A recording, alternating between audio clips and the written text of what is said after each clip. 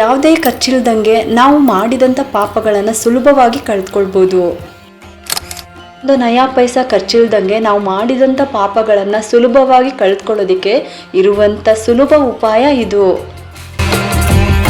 ಇವತ್ತಿನ ವಿಡಿಯೋದಲ್ಲಿ ಚಾತುರ್ಮಾಸದ ಮಹತ್ವವನ್ನು ತಿಳಿಸ್ತಾ ಇದ್ದೀನಿ. ಇನ್ನೇನು ಚಾತುರ್ಮಾಸ ಹತ್ರ ಬರ್ತಾ ಇದೆ, ಇನ್ನು ಮುಂದೆ ಚಾತುರ್ಮಾಸ ಪ್ರಾರಂಭ ಆಗ್ತಾ ಇದೆ. ಈ ಚಾತುರ್ಮಾಸವನ್ನು ನಾವು ಯಾಕೆ ಆಚರಣೆ ಮಾಡಬೇಕು? ಚಾತುರ್ಮಾಸ 4 ತಿಂಗಳು, ಹೆಸರೇ ಹೇಳುವಂತೆ 4 ತಿಂಗಳು ಆಚರಣೆಯಲ್ಲಿರುತ್ತೆ. ಒಂದೊಂದ್ಸಲ ಅಧಿಕ ಮಾಸ ಕೂಡ ಬರುತ್ತೆ ಚಾತುರ್ಮಾಸದಲ್ಲಿ, ಆಗ 5 ತಿಂಗಳು ಬರುತ್ತೆ. ಈ ಸಲ ನಾವು ಅಧಿಕ ಮಾಸನ ಮುಗಿಸ್ಬಿಟ್ಟಿದ್ವಿ. ಈ ಸಲ ನಾವು ಯಾವತ್ತಿನಿಂದ ಯಾವತ್ತಿನವರೆಗೂ ಚಾತುರ್ಮಾಸವನ್ನು ಆಚರಣೆ ಮಾಡಬೇಕು, ಹೇಗೆ ಮಾಡಬೇಕು, ಯಾಕೆ ಇದಕ್ಕೆ ಇಷ್ಟು ಮಹತ್ವ ಇದೆ? ವ್ರತ ಆಗಲಿ, ನಿಯಮ ಆಗಲಿ, ದಾನಗಳೇ ಆಗಿರ್ಬೋದು, ತುಂಬ ವಿಶೇಷವಾದ ಮಹತ್ವ ಇದೆ. ಹಂಗಾಗಿ ಎಲ್ಲ ಮಾಹಿತಿ ಈ ವಿಡಿಯೋದಲ್ಲಿ ತಿಳಿಸ್ತಾ ಇದ್ದೀನಿ. ಮುಂದಿನ ವಿಡಿಯೋದಲ್ಲಿ ಈ ಚಾತುರ್ಮಾಸದಲ್ಲಿ ಯಾವ ಯಾವ ವ್ರತಗಳನ್ನು ಮಾಡಬೇಕು, ಹೇಗೆ ಮಾಡಬೇಕು, ವಿಶೇಷವಾಗಿ ಚಾತುರ್ಮಾಸ ಇದೇ ವರ್ಷ 2026 ಜುಲೈ ತಿಂಗಳು 25ನೇ ತಾರೀಕು ಶುರು ಆಗ್ತಾ ಇದೆ. ಆಷಾಢ ಶುದ್ಧ ಏಕಾದಶಿ ಶನಿವಾರ ಬರುತ್ತೆ. ಈ ದಿನ ದೇವಶಯನಿ ಏಕಾದಶಿ ಅಂತಲೂ ಕೂಡ ಕರಿತೀವಿ, ಪ್ರಥಮ ಏಕಾದಶಿ ಅಂತಲೂ ಕೂಡ ಕರೀತಾರೆ. ಅವತ್ತಿನ ದಿನದಿಂದ ಚಾತುರ್ಮಾಸ ಪ್ರಾರಂಭ ಆಗ್ತಾ ಇದೆ. ಆ ದಿನದಿಂದ ಗೋಪದ್ಮ ವ್ರತ ಆಗಿರಲಿ ಅಥವಾ ಇನ್ನು ಯಾವ ವ್ರತಗಳನ್ನು ಮಾಡಬೇಕು ಅಂತ ಅನ್ಕೊಂಡಿದ್ದೀರೋ ಆ ವ್ರತಗಳನ್ನು ನೀವು ಮಾಡ್ಬೋದು. ಶಂಖ ಚಕ್ರನ ಧಾರಣೆ ಮಾಡಿಸ್ಕೊಂಡು ವ್ರತಗಳನ್ನು ಪ್ರಾರಂಭ ಮಾಡ್ತಾರೆ. ಇನ್ನು ಈ ಒಂದು ಜುಲೈ 25ನೇ ತಾರೀಕು ಶನಿವಾರ ಅವತ್ತು ಪ್ರಾರಂಭ ಆಗಿ ಚಾತುರ್ಮಾಸ ಕಾರ್ತಿಕ ಶುದ್ಧ ಏಕಾದಶಿನಲ್ಲಿ ವ್ರತ ಎಲ್ಲ ಮುಗಿಯುತ್ತೆ. ದ್ವಾದಶಿ ದಿನ ನಾವು ಉತ್ತನ್ನ ದ್ವಾದಶಿ ಅಂತ ನಾವು ತುಳಸಿ ವಿವಾಹವನ್ನು ಆಚರಣೆ ಮಾಡ್ತೀವಿ, ತುಳಸಿ ಹಬ್ಬವನ್ನು ಮಾಡ್ತೀವಿ. ಅವತ್ತಿನ ದಿವಸ ಭಗವಂತ ಯೋಗ ನಿದ್ರೆಯಿಂದ ಹೇಳ್ತಾರೆ ಅಂತ ಹೇಳ್ತೀವಿ. ಜುಲೈ 25ನೇ ತಾರೀಕು ಆಷಾಢ ಶುದ್ಧ ಏಕಾದಶಿಯಿಂದ ಪ್ರಾರಂಭ ಆಗಿ ಕಾರ್ತಿಕ ಶುದ್ಧ ಏಕಾದಶಿ ತನಕನೂ ಚಾತುರ್ಮಾಸ ಇರುತ್ತೆ. ನವೆಂಬರ್ 20ನೇ ತಾರೀಕು ಶುಕ್ರವಾರ ಆಗುತ್ತೆ. ಡೇಟ್ ಪ್ರಕಾರ ನವೆಂಬರ್ 20ನೇ ತಾರೀಕು ಶುಕ್ರವಾರ ಏಕಾದಶಿ ಇದೆ. ಕಾರ್ತಿಕ ಶುದ್ಧ ಏಕಾದಶಿ ಅಂತಾನೂ ಕೂಡ ಕರಿತೀವಿ.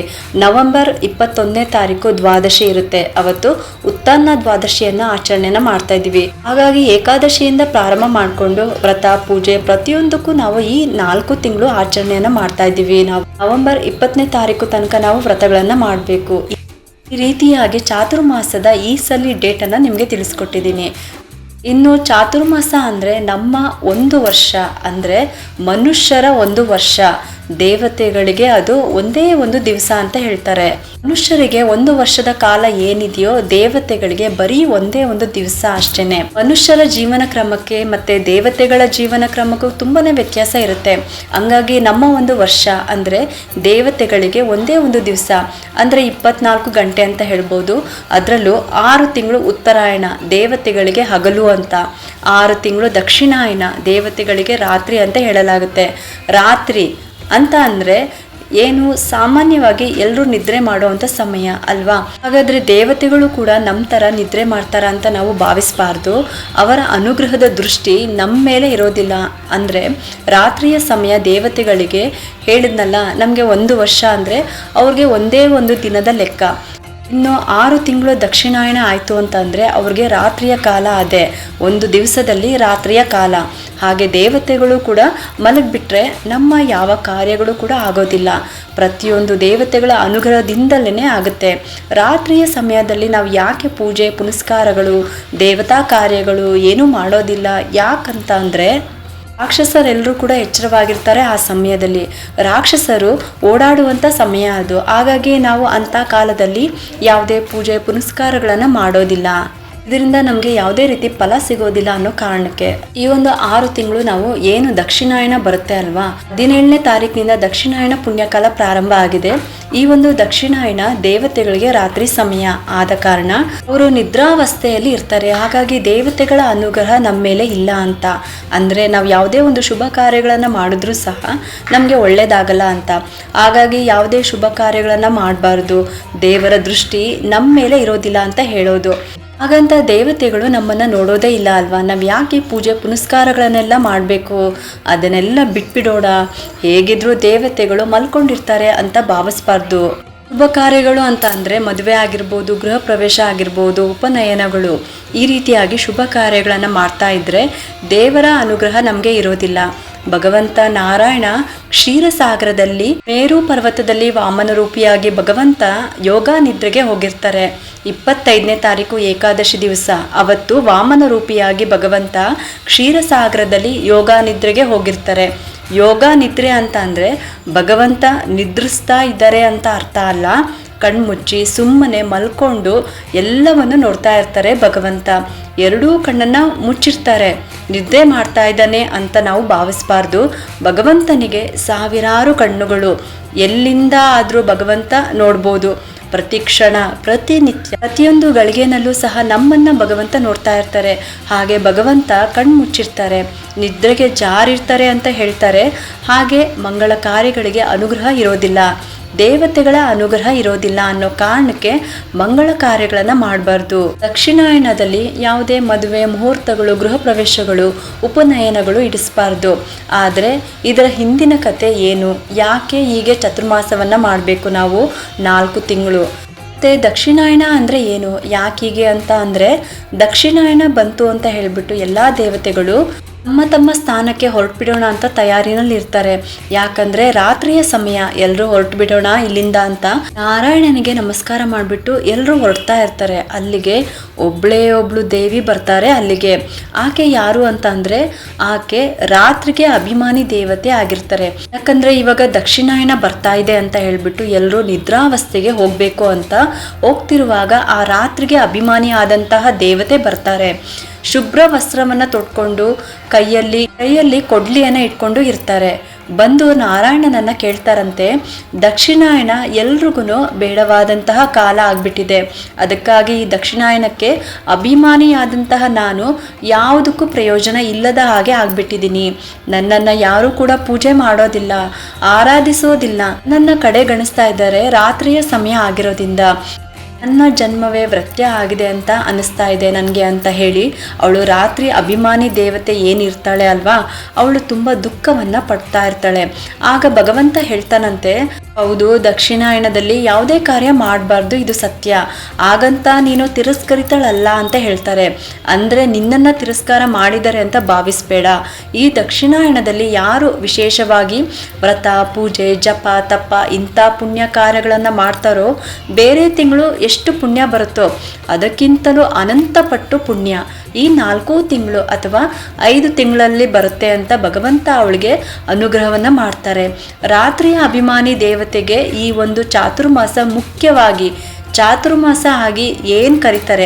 ಈ ಚಾತುರ್ಮಾಸದಲ್ಲಿ ಇದು ಅತ್ಯಂತ ಶ್ರೇಷ್ಠವಾದಂತಹ ಮಾಸ, 4 ತಿಂಗಳು ಅಂತ ಭಗವಂತ ಹೇಳ್ತಾರೆ. ಪುಣ್ಯ ಕರ್ಮಗಳನ್ನು ಮಾಡೋದಕ್ಕೆ ಇರುವಂಥ ಒಳ್ಳೆಯ ಕಾಲ ಇದು, ಪುಣ್ಯಕಾಲ ಅಂತ ಹೇಳಲಾಗುತ್ತೆ. ಭಕ್ತರು ವಿಶೇಷ ಸಾಧನೆಯನ್ನು ಮಾಡ್ಕೋಬೋದು ಈ ಒಂದು ತಿಂಗಳಲ್ಲಿ. ಇದರಿಂದಾಗಿ ಯಾರು ಪುಣ್ಯ ಸಂಪಾದನೆಯನ್ನು ಮಾಡಬೇಕು ಅಂತ ಭಗವಂತನ ಅನುಗ್ರಹವನ್ನು ಪಡಿಬೇಕು ಅಂತ ಅಂದ್ಕೊಂಡಿರ್ತಾರೋ ಅವರೆಲ್ಲರೂ ಕೂಡ ಈ ಚಾತುರ್ಮಾಸದಲ್ಲಿ ವ್ರತ, ನಿಯಮಗಳನ್ನು, ದಾನ ಧರ್ಮಗಳನ್ನು ತಪ್ಪದೆ ಮಾಡ್ಕೊಳ್ಳಿ. 4 ತಿಂಗಳು ವಿಶೇಷವಾಗಿ ವ್ರತ, ದಾನ, ಪೂಜೆ ಇವುಗಳನ್ನು ಮಾಡ್ಕೋಬೇಕು ಅಂತ ಶಾಸ್ತ್ರ ಹೇಳುತ್ತೆ. ಯಾವುದೇ ಖರ್ಚಿಲ್ಲದೆ ನಾವು ಮಾಡಿದಂತಹ ಪಾಪಗಳನ್ನು ಸುಲಭವಾಗಿ ಕಳೆದುಕೊಳ್ತೀವಿ. ಒಂದೇ ಒಂದು ನಯಾ ಪೈಸಾ ಖರ್ಚಿಲ್ಲದಂಗೆ ನಾವು ಮಾಡಿದಂತಹ ಪಾಪಗಳನ್ನು ಸುಲಭವಾಗಿ ಕಳೆದುಕೊಳ್ಳೋದಕ್ಕೆ ಇದು ಒಂದು ಸುಲಭ ಉಪಾಯ ಅಂತ ಹೇಳ್ಬೋದು. ಎಷ್ಟು ನಾವು ಭಕ್ತಿ ಶ್ರದ್ಧೆಗಳಿಂದ ಈ ಒಂದು ಚಾತುರ್ಮಾಸದಲ್ಲಿ ಮಾಡುವಂಥ ವ್ರತ ನಿಯಮಗಳನ್ನು ಮಾಡ್ತೀವೋ ಅಷ್ಟು ಭಗವಂತನ ಪ್ರೀತಿಗೆ ನಾವು ಪಾತ್ರರಾಗ್ತೀವಿ ಅಂತ ಹೇಳ್ಬೋದು. ಹಾಗಾಗಿ ಇಂತಹ ಚಾತುರ್ಮಾಸಕ್ಕೆ ವಿಶೇಷವಾದಂತಹ ಮಹತ್ವ ಇದೆ. ಎಲ್ಲ ಯತಿಗಳು ಒಂದು ಕಡೆ ಚಾತುರ್ಮಾಸವನ್ನು ಮಾಡ್ತಾ ಇರ್ತಾರೆ, ಸಂಚಾರವನ್ನು ಮಾಡೋದಿಲ್ಲ. ಅವರವರ ಮಠಗಳಲ್ಲಿ ಇಷ್ಟು ದಿವಸ ಅಂತ ಸಂಕಲ್ಪವನ್ನು ಮಾಡಿಕೊಂಡು ಅಷ್ಟು ದಿವಸ ಒಂದು ಕಡೆ ಇರ್ತಾರೆ. ಅಲ್ಲಿ ಪಾಠ, ಪ್ರವಚನಗಳು, ಅನೇಕ ಕಾರ್ಯಕ್ರಮಗಳು ನಡೀತಾ ಇರುತ್ತೆ. ಚಾತುರ್ಮಾಸದಲ್ಲಿ ವಿಶೇಷವಾಗಿ ಯತಿಗಳ ದರ್ಶನ, ಸೇವೆ, ಪಾದ ಪೂಜೆ ಇದೆಲ್ಲನೂ ಕೂಡ ಮಾಡಬೇಕು ಅಂತ ಹೇಳ್ತಾರೆ. ಮನೆಯಲ್ಲೂ ಸಹ ಪ್ರತಿನಿತ್ಯ ಭಗವಂತನ ಪೂಜೆ, ಆರಾಧನೆ, ವ್ರತಗಳು ಇದನ್ನು ಚಾತುರ್ಮಾಸದಲ್ಲಿ ವಿಶೇಷವಾಗಿ ನಾವು ಮಾಡಬೇಕು.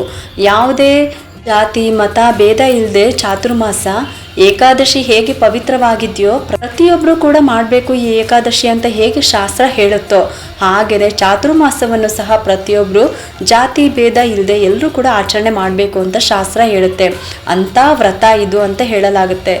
ನಮ್ಮ ಮನಸ್ಸಿನ ಆಸೆಗಳು ಕಾಮನೆಗಳನ್ನು ಈಡೇರಿಸ್ಕೊಳ್ಳೋದಕ್ಕೆ ಮತ್ತು ಭಗವಂತನ ಅನುಗ್ರಹವನ್ನು ವಿಶೇಷವಾಗಿ ಪಡೆಯೋದಕ್ಕೋಸ್ಕರ ನಾವು ವ್ರತ ನಿಯಮಗಳನ್ನು ಚಾತುರ್ಮಾಸದಲ್ಲಿ ನಮ್ಮ ಕೈಯಲ್ಲಿ ಆದಂಥದ್ದು ನಿಮಗೆ ಏನಾಗುತ್ತೋ ಅದನ್ನು ನೀವು ಮಾಡ್ಬೋದು. ನೀವು ಈ 4 ತಿಂಗಳು ಮಾಡಿ ಭಗವಂತನಿಗೆ ಸಮರ್ಪಣೆಯನ್ನು ಮಾಡ್ಕೋಬೋದು, ವಿಶೇಷವಾದಂತಹ ಫಲವನ್ನು ಪಡ್ಕೊಳ್ಬೋದು ಅಂತ ಹೇಳ್ತಾ ಇದ್ದೀನಿ. ಇನ್ನು ಚಾತುರ್ಮಾಸದಲ್ಲಿ ಯಾವ ವ್ರತಗಳನ್ನು ಮಾಡಬೇಕು, ಹೇಗೆ ಮಾಡಬೇಕು ಅದೆಲ್ಲನೂ ಕೂಡ ಮುಂದಿನ ವಿಡಿಯೋದಲ್ಲಿ ತಿಳಿಸ್ಕೊಡ್ತೀನಿ. ವಿಶೇಷವಾಗಿ ಯಾವುದಾದ್ರೂ ಸೇವೆ ಮಾಡಬೇಕು ಅಂತ ಅಂದ್ಕೊಂಡಿದ್ರೆ ನನಗೆ ಕಮೆಂಟ್ ಮೂಲಕ ತಿಳಿಸಿ, ನಾನು ನಿಮಗೆ ಅದನ್ನು ವಿಡಿಯೋ ಮೂಲಕ ತಿಳಿಸ್ಕೊಡ್ತೀನಿ. ಇನ್ನು ಯಾವ ಪೂಜೆ ಮಾಡ್ಬೋದು ಅಂತಲೂ ಕೂಡ ತಿಳಿಸ್ಕೊಡ್ತಾ ಹೋಗ್ತೀನಿ. ಹಾಗೆ ಯಾವ ದಾನಗಳನ್ನು ಮಾಡ್ಕೋಬೋದು ಅಂತಲೂ ಕೂಡ ಹೇಳ್ತಾ ಹೋಗ್ತೀನಿ. ಅದ್ರ ಪ್ರಕಾರ ನೀವು ಯಾವುದನ್ನು ಆಯ್ಕೆ ಮಾಡ್ಕೊತೀರೋ ಅದ್ರ ಬಗ್ಗೆ ನನಗೆ ಕಮೆಂಟ್ ಮೂಲಕ ತಿಳಿಸಿ ಅಂತ ಕೇಳ್ಕೊತೀನಿ. ನೀವು ತುಳಸಿ ನಮಸ್ಕಾರವನ್ನು ಮಾಡಬೇಕು. ಯಾವ ರೀತಿ ತುಳಸಿ ನಮಸ್ಕಾರವನ್ನು ಮಾಡಬೇಕು ಅಥವಾ ಲಕ್ಷ ನಮಸ್ಕಾರವನ್ನು ಮಾಡಬೇಕು ಅಂದಾಗ ಹೇಗೆ ನಾವು ಕಂಪ್ಲೀಟ್ ಮಾಡ್ಕೋಬೇಕು ಅಥವಾ ಹೇಗೆ ನಾವು ಸಿದ್ಧತೆ ಮಾಡ್ಕೋಬೇಕು ಅಂತ ಮುಂದಿನ ವಿಡಿಯೋದಲ್ಲಿ ತಿಳಿಸ್ಕೊಡ್ತೀನಿ. ಇನ್ನು ಚಾತುರ್ಮಾಸದ ರಂಗೋಲಿ ಹಾಕೋಬೋದು ಅಥವಾ ಯಾವ ರಂಗೋಲಿ ಆದರೂ ಪರವಾಗಿಲ್ಲ, 4 ತಿಂಗಳು ಹಾಕೋಬೋದು. ಇನ್ನು ವಿಶೇಷವಾಗಿ ಚಾತುರ್ಮಾಸದಲ್ಲಿ ಮಾಡೋರು ವ್ರತಗಳನ್ನು ಮಾಡೋರು ಶಾಖವ್ರತ, ದಧಿವ್ರತ, ಕ್ಷೀರವ್ರತ, ದ್ವಾದಶಿ ವ್ರತ ಈ ವ್ರತಗಳನ್ನು ಮಾಡೋರು ಯಾವತ್ತು ಸಂಕಲ್ಪವನ್ನು ಮಾಡ್ಕೋಬೇಕು. ಪ್ರತಿಯೊಬ್ಬರೂ ಯಾವುದೇ ಪೂಜೆ ಸೇವೆ ಯಾವುದೇ ಮಾಡಿ ದಶಮಿ ದಿವಸ ಸಂಕಲ್ಪವನ್ನು ಮಾಡ್ಕೋಬೇಕು. ಆಗಿಲ್ಲ ಅಂತಂದರೆ ಏಕಾದಶಿ ದಿವಸ ಸಹ ನೀವು ಬೆಳಗ್ಗೆ ಸಂಕಲ್ಪವನ್ನು ಮಾಡ್ಕೋಬೋದು. ಈ ರೀತಿಯಾಗಿ ಚಾತುರ್ಮಾಸದ ಮಹತ್ವ ಹೀಗಿದೆ. ಏಕೆ ಆಚರಿಸಬೇಕು ಅಂತಲೂ ಕೂಡ ತಿಳಿಸ್ಕೊಟ್ಟಿದ್ದೀನಿ. ವಿಶೇಷವಾದಂತಹ ತಿಂಗಳುಗಳು ಈ 4 ತಿಂಗಳು ಮಾಸದಲ್ಲಿ ನಿಮ್ಮ ಕೈಯಲ್ಲಾದಂತಹ ಸೇವೆಯನ್ನು ಭಗವಂತನ ಪಾದಕ್ಕೆ ಅರ್ಪಣೆಯನ್ನು ಮಾಡಿ ನಿಮ್ಮ ಎಲ್ಲ ಕಷ್ಟಗಳಿಂದ ಪಾರಾಗ್ಬೋದು. ಕೆಲವೊಂದು ವಿಶೇಷ ದಿನಗಳನ್ನು ನಾವು ಮಿಸ್ ಮಾಡ್ಕೊಳ್ಳೋದಕ್ಕೆ ಹೋಗಬಾರ್ದು ಅಂತ. ಹಾಗಾಗಿ ಈ ಚಾತುರ್ಮಾಸದಲ್ಲಿನೇ ಎಲ್ಲ ವ್ರತಗಳು ಪೂಜೆಗಳು ಬಂದು ಹೋಗ್ಬಿಡುತ್ತೆ. ಈ ರೀತಿ ಬಂದು ಹೋಗ್ಬಿಡುತ್ತೆ ಮಧ್ಯದಲ್ಲೂ ಕೂಡ. ಹಂಗಾಗಿ ಎಲ್ಲನೂ ಕೂಡ ತಿಳಿಸ್ತಾ ಹೋಗ್ತೀನಿ ನಿಮಗೆ. ನೀವು ನಿಯಮ ಎಲ್ಲ ತಿಳ್ಕೊಂಡು ಆಚರಣೆಯನ್ನು ಮಾಡ್ಕೋಬೋದು. ಧರ್ಮೋ ರಕ್ಷಿತೆ ರಕ್ಷಿತಃ ಅಂತ ಹೇಳ್ತಾ ನಾವು ಧರ್ಮವನ್ನು ಆಚರಣೆ ಮಾಡಿದ್ರೆ ನಮ್ಮನ್ನು ಭಗವಂತ ಖಂಡಿತವಾಗಿ ರಕ್ಷಣೆಯನ್ನು ಮಾಡ್ತಾರೆ. ನಾವೇನಾದರೂ ಧರ್ಮ ಬಿಟ್ವಿ ಅಂದರೆ ಯಾವುದೇ ಒಂದು ಸಮಯದಲ್ಲಿ ಅಂದರೆ ಕಷ್ಟದ ಸಮಯದಲ್ಲೂ ಕೂಡ ದೇವರು ಕೈ ಹಿಡಿಯೋದಿಲ್ಲ ನಮ್ಮನ್ನು. ನೆನ್ಪಿಟ್ಕೊಂಡು ಧರ್ಮವನ್ನು ಉಳಿಸ್ಕೊಂಡು ಹೋಗೋಣ ಅಂತ ಹೇಳ್ತಾ ಈ ವಿಡಿಯೋನ ಮುಗಿಸ್ತಾ ಇದ್ದೀನಿ. ಈ ಒಂದು ಉಪಯುಕ್ತ ಮಾಹಿತಿ ನಿಮ್ಗೆ ಇಷ್ಟ ಆಗಿದೆ ಅಂತ ನಾನು ಭಾವಿಸ್ತಾ ಈ ವಿಡಿಯೋನ ಮುಗಿಸ್ತಾ ಇದ್ದೀನಿ.